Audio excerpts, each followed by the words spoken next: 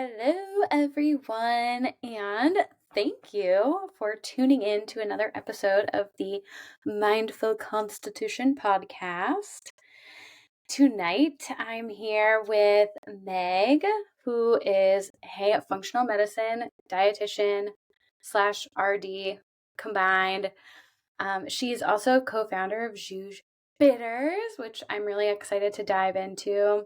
And I forgot to mention she specializes in gut health. Gut health. Also, like a great start here. Which I believe is what inspired the creation of the bitters, along with your own personal story, which I'm excited to dig into. But was that all the bases? You checked them all. You checked all the boxes, Katie. Thank you so much for having me.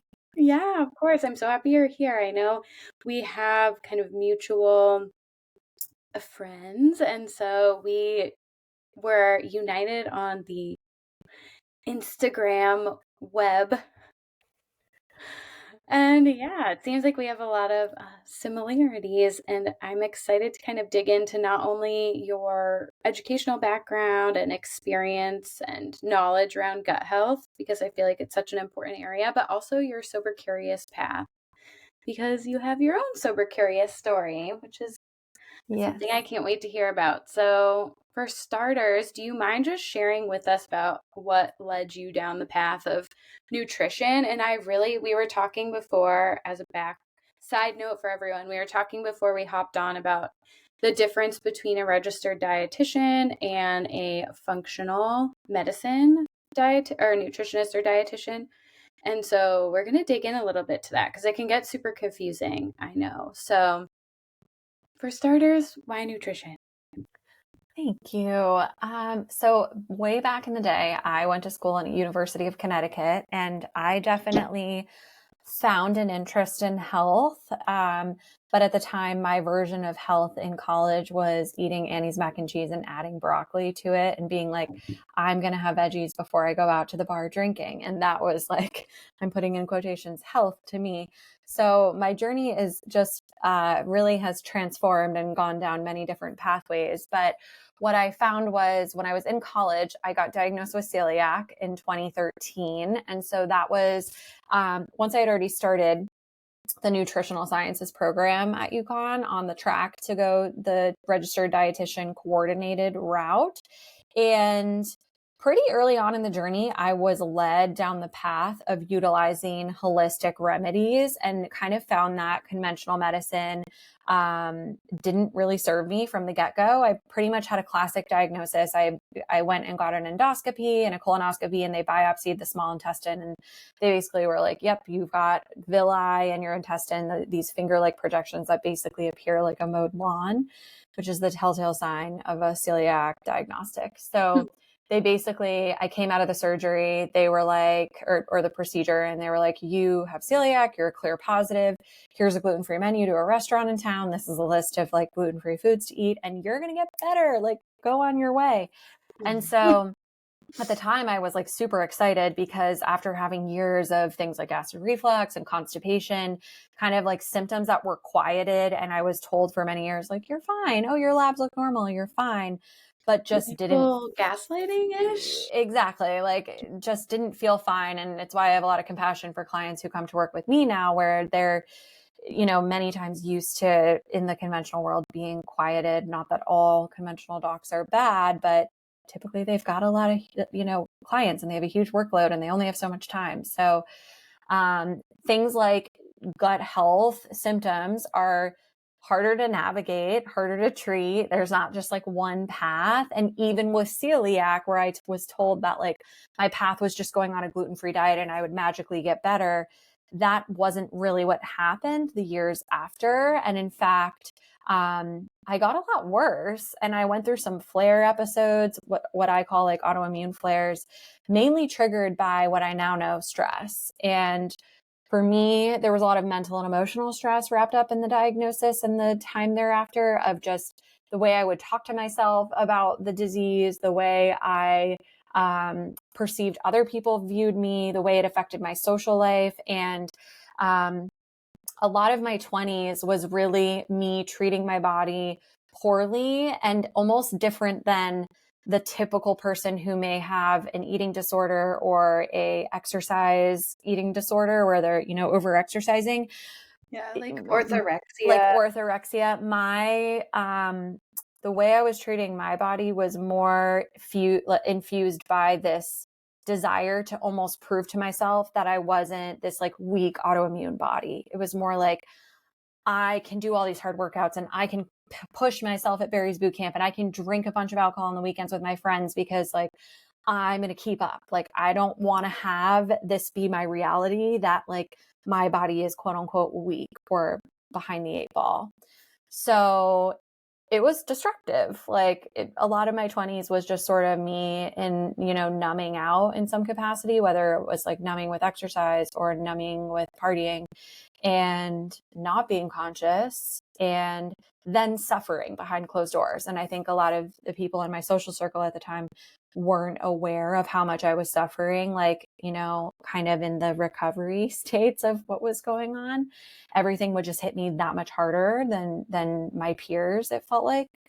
So it actually took me a really long time to reevaluate my relationship with my body and how I wanted it to be treated, how I wanted it to be talked to. And the place where this kind of started, where I kind of initiated some of that body compassion process, was in finding yoga and in realizing that my breath played a really powerful role. And every time I would leave a yoga class, I would just feel better. I just always knew that like my belly pain would get better, my bloating would get better. I just sort of like, that was like my one reliance. And so that led me down yoga teacher training and eventually led me as recent as this past year doing a 200-hour Buddhist meditation breathwork training. And having done some previous breathwork training in the years before this, my practice now, where I specialize in gut health and predominantly work with women, is very specifically sort of this art of melding the science behind gut health, the testing, the supplements, the diet therapies with the importance of the nervous system and looking at this big bucket of stress that is, can be, unclassical stressors. I think most of us think of work stress, but for me, many years of my life, the stressors were partying a lot, talking really negatively to my body, exercising too much, like not taking time to slow down. And so I like to sort of like put a new lens on what we think of as stress when I work with clients and look at how we can support that system through things like breathwork tools and mindfulness tools. And it's been really empowering because I deeply believe it has to be both. It has to be both of these things coming together. It can't just be the test results and it can't just be, oh, this is all in your head and let's change our headspace around something. For me, it's this like combination when it comes to really healing the gut. Yeah, totally. So much of what you said, I'm like, oh, I know. Um, for starters, I definitely want to dive into the under acknowledged role stress plays in gut health. But first, I think it's important to talk a little bit about the difference between an RD and a functional medicine doctor, because I think a lot of the like differentiation in approach as well you're kind of explaining is this more diagnostic and symptom management that conventional medicine can take, and then kind of addressing us as a whole person, the kind of biopsychosocial factors like you mentioned. It's not just your biology, it's also the way you think about yourself, the way you talk to yourself, and how you interplay with the relationships in your life, and how having to manage something like celiac disease could impact the dynamics of your relationships, which we exist within relationships. I'm reading The Myth of Normal right now, and he talks a lot about how conventional medicine is missing a lot of the, psychosocial factors. So I would love for you to explain a little bit more about the difference between a functional medicine approach to nutrition and dietetics and a kind of registered dietitian approach, and how did you combine the two with your education and experience? I love that question. So my degree was very clinical, kind of cookie cutter, graduating from UConn as a registered dietitian. And we kind of talked before the call, using little to none of that in my current practice, because it did give me a beautiful foundation of some of the science pieces of like really understanding the biochemistry of metabolism, for example, or organic chemistry did help with in terms of when I'm thinking of like methylation reactions in the body. I can really visualize that. But I found, because of my own personal journey, seeking support from holistic realms and even things like fermented foods supporting me, but like not talking about that really in the clinical program at UConn, it just felt kind of intuitive for me to go beyond and look at like, okay, what else is out there in the world of nutrition where we're acknowledging the whole person? Because if I can kind of boil this down to the way I think about it now is, like you mentioned, symptom management is a big piece of the conventional model, like kind of a band-aid approach to what's going on. I really like to think about what's the environment of this person, their body included, that we're putting supplements into, that we're putting a diet therapy into, that we're like talking to and giving them these approaches, these restrictions, these additions, etc. So thinking about like the environment of the person, because we're working with humans, we're not working with clinical textbook pages. And I think that that's sort of the difference for me, is that I find, and I found this in my journey, that like the conventional approach was sort of like someone just like speaking at me, not someone working with me in partnership to honor that I know my body best. They know the material, or like if they're working with me, I know the material clinically and can support you from a deep dive gut healing standpoint. But I also honor the power of the person in front of me and how much they know their body best. So Mm-hmm. it has to be a partnership. It has to be a two-way street of communication. So in order to get deeper training in that, I did do a clinical rotation in my program. We could do like a specialty rotation, and I was just jonesing for anything holistic. I found a functional medicine practice in Boston at the time that I did a rotation with, and I just felt like my eyes were peeled open to this whole new world. And I was like, yes, yes, yes. There's so much information here. I almost felt like, oh my God, I'm graduating in a few weeks, and like there's all this material. I I don't know any of this. I need to learn. So once I came out, I worked in a hospital for a few years and just kind of got that experience, which was helpful and supportive. I worked with really critical care people and in the ICU.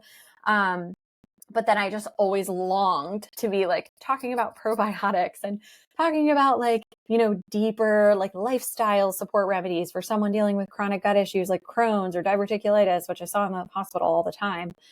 And so it led me to eventually actually get reconnected with some people that I did my rotation with. I ended up working part-time at their functional practice early on. This was in like 2014, 2013.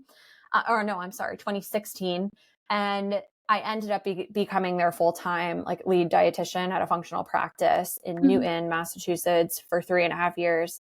Did some additional training, one called the IFNCP, which is through IFNA. So it's the Integrative and Functional Nutrition Academy. It's basically was designed by two functional dietitians who wanted to offer deeper training for dietitians and then nurses. So people who already have the backbone of biochemistry and metabolism and Mm-hmm. organic chem and all those things.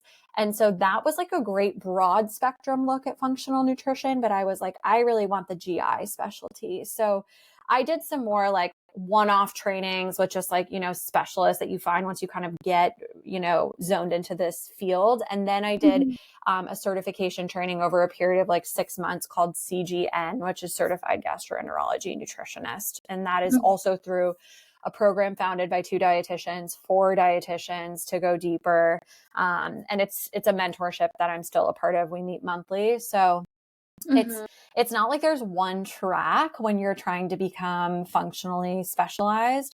Mm-hmm. Looking Yeah, I know it is.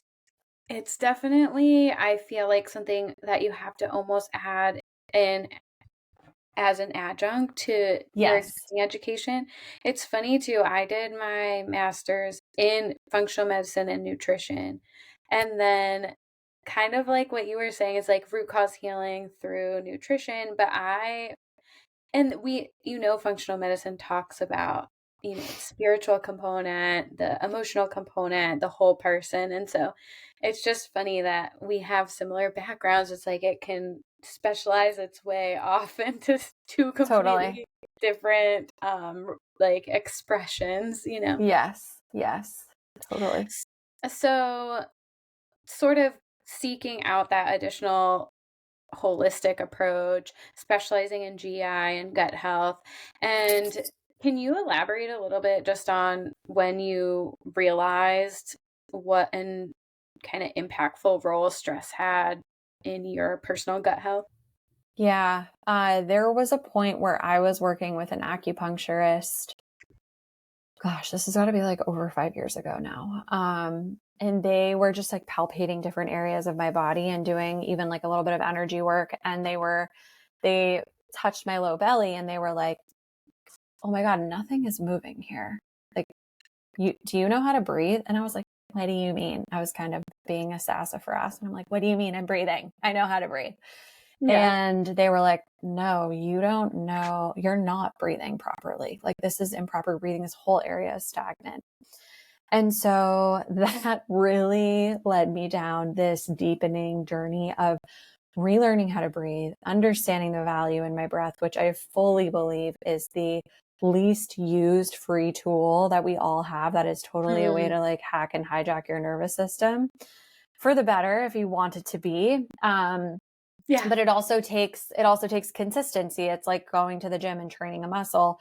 You can't just, go to a breathwork class or go to a sound healing and do deep breathing and expect that like everything's going to magically be fixed per se. It's really something that's a daily practice. And for someone like me, who I would put in the camp, and a lot of my clients are in this camp, who's just feels like they're very sensitive to stress. Like, I just find that my body feels the effects of stress easily. I tend to get, like just tensed up. I feel it in my body. I feel it in my low belly and my chest very easily. The breath has allowed me to take my power back in that a bit, to instead of saying, I'm sensitive to stress, it's like, I'm also sensitive to stress management. Like, I'm sensitive on the other side of the coin to the Hmm. effects of those support systems and how they can help me heal. Hmm. So I think that's a really empowering piece to it. And it's, It's it's so interesting what you're saying about sensitivity, because I